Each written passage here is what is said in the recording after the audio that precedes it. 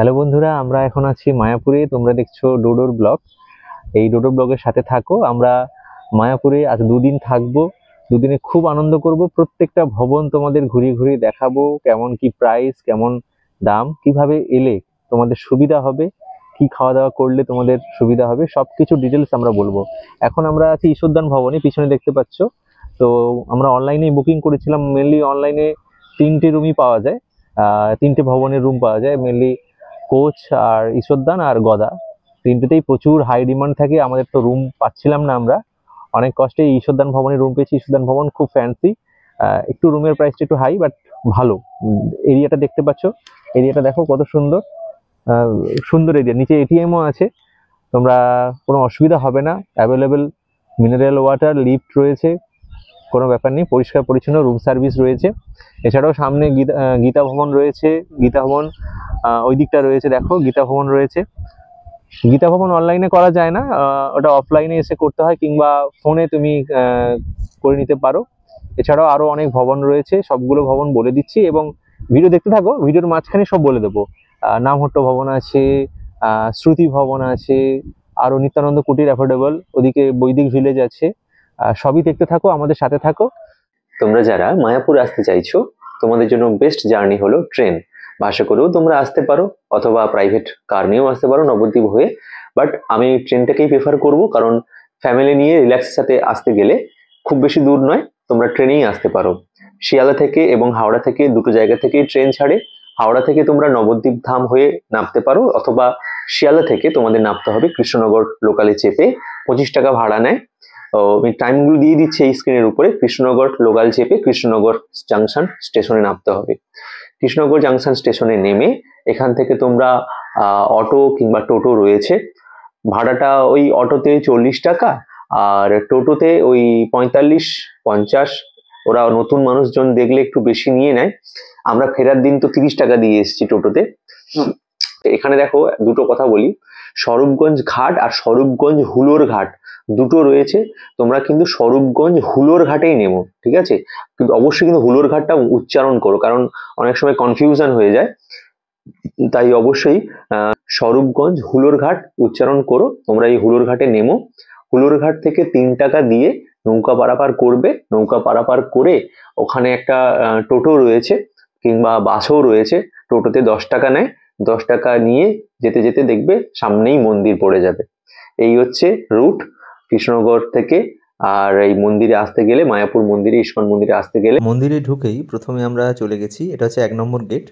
এই 1 নম্বর গেট দিয়ে প্রথমেই আমরা চলে গেছি আমাদের রুমে, ঈশ্বরদান ভবনে।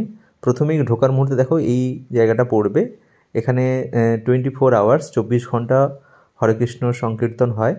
তোমরা এটা উপভোগ করতে পারো, এখানে বসতে পারো। ওই মাটির চাল দেওয়া ছোট্ট ঘর রয়েছে। আর এদিকে দেখো মহাপ্রসাদের জন্য বিভিন্ন ভবনের এখানে কুপন কাউন্টার রয়েছে, যেমন গীতা ভবন বা এমনি গদা ভবন।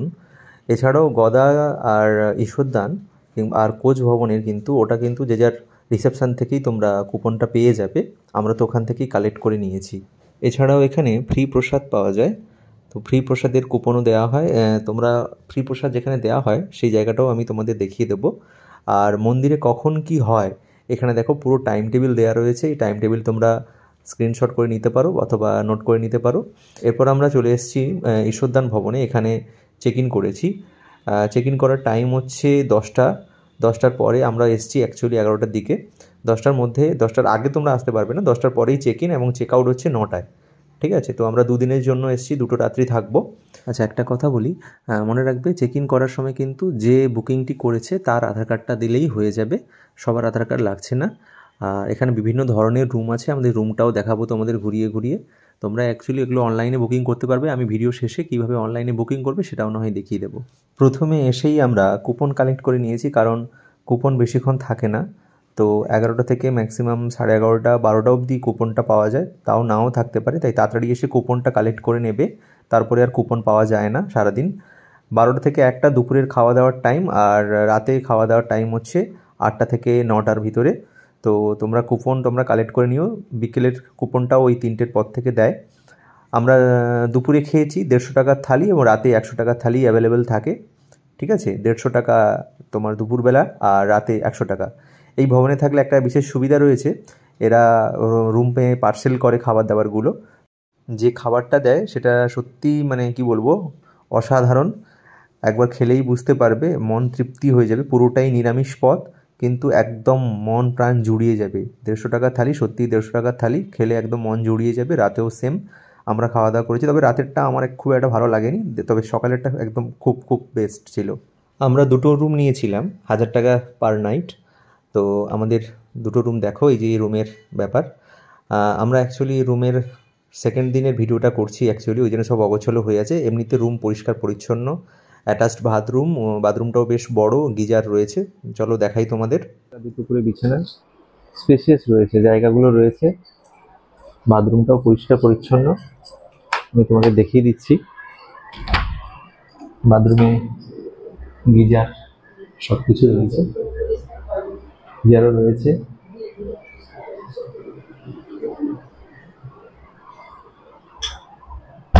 আমরা এখানে 2 দিন আছি, তাই সব এলোমেলো হয়ে আছে। এমনিতে রুমগুলো ঠিকঠাক, থাকতে পারবে তোমরা, ঠিকঠাকই রুম, অসুবিধা নেই। আর একটা রুম ওদিকে আমরা রয়েছি, এটা করিডোর।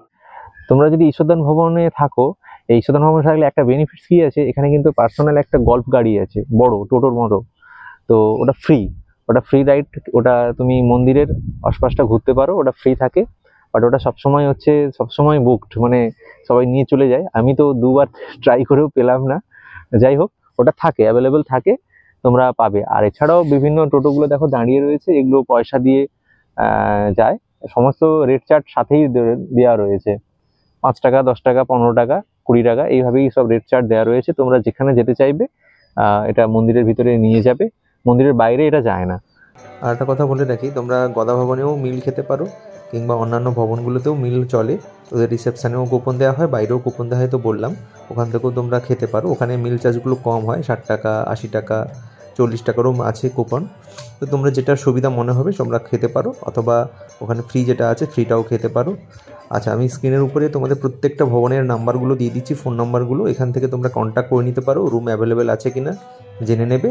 আর এরপরে আরেকটা ভিডিও আমি দিয়েছি, সেখানে লং ভিডিও, সেখানে টোটাল আমাদের ঘোরাটা পুরো কোথায় কোথায় আমরা ঘুরেছি, বল্লাল সেনের ভিটে, নিমাই সন্ন্যাসীর তার জন্মস্থান, জন্মভিটে, শ্রীবাসের জন্ম জায়গা, প্রত্যেকটা জায়গা, মাসির বাড়ি, সবগুলো জায়গা আমরা ঘুরেছি। তো সেই ভিডিওটা এবং পুরো মন্দির চত্বরটা কোথায় কোথায় কী আছে, কোথায় কোথায় কোন বিল্ডিংয়ে কেমন খরচ, টোটাল ডিটেলসগুলো সেখানে আরও ভালো করে আমি বলেছি ওই ভিডিওতে। তোমরা ওই ভিডিওটা গিয়ে দেখতে পারো। আমি ডেসক্রিপশানে সে ভিডিওর লিঙ্কটা দিয়ে দিচ্ছি, কিংবা এন্ডিংয়েও একটা লিঙ্ক দিয়ে দিচ্ছি, তোমরা সেখানে দেখতে পারো।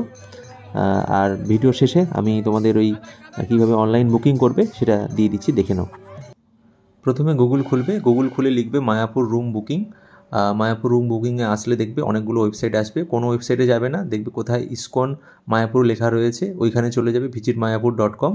ওখানে ক্লিক করবে, ক্লিক করার পর দেখবে তোমরা ইন্টারফেসে চলে যাবে। ওখান থেকে বুক নাওতে ক্লিক করবে, বুক নাওতে গিয়ে ইসকনে ক্লিক করলে ওখান থেকে 3টে ভবনই অ্যাভেলেবেল আছে বলেছিলাম। তো যে কোনো একটা ভবন চুজ করে তোমাদের ওখানে যেতে হবে। এখন ডেট নেই, এবার ওখান থেকে ডেটটা তোমাদের সিলেক্ট করতে হবে, যে ডেটগুলো তোমরা থাকতে চাইছো। যেখানে যদি না হয়, ডেট যদি অ্যাভেলেবেল না থাকে, এরকম ক্রস দেখিয়ে দেবে। তো ডেটটা চুজ করে নেবে এবং কয়টি রুম তোমরা নিতে চাইছো, যে কটা রুম নেবে প্লাসে ক্লিক করলে রুম চলে আসবে, না চাইলে ডিলিট করে দেবে। রুমে কয়জন থাকতে চাইছো, শিশু কজন আছে, বাচ্চা কিডস কজন আছে, সেগুলো তোমরা এখান থেকে ফিল আপ করে নিতে পারো। ফিল আপ করে নিয়ে এখানে তারপর দেখবে রুমগুলো দেখাবে অ্যাভেলেবেল আছে কি না। তো যেটা তোমাদের পছন্দ, যে রুমটা তোমরা নিতে পারবে সেই রুমটা তোমরা ক্লিক করবে। ঠিক আছে, ঈশ্বরদান, গদা আর কোচভবনের একটু প্রাইস বেশি, গদা ভবন ঈশ্বরদানের থেকে একটু সস্তা, আর ঈশ্বরদানটা মোটামুটি এইরকম হয়। ঠিক আছে, এখান থেকে রুমগুলো বুকিং করে নেবে। তারপর এখান থেকে পে নাও করলে তারপর তোমার মেলে একটা কনফার্মেশান চলে যাবে। সেই মেলটি নিয়ে যেদিন তোমরা যাবে চেক ইন করতে, ওটা দেখিয়ে দিলেই তারপর আনন্দ করে মায়াপুর ঘোরো। ব্যাস, হরে কৃষ্ণ, ভালো থেকো সবাই, টাটা।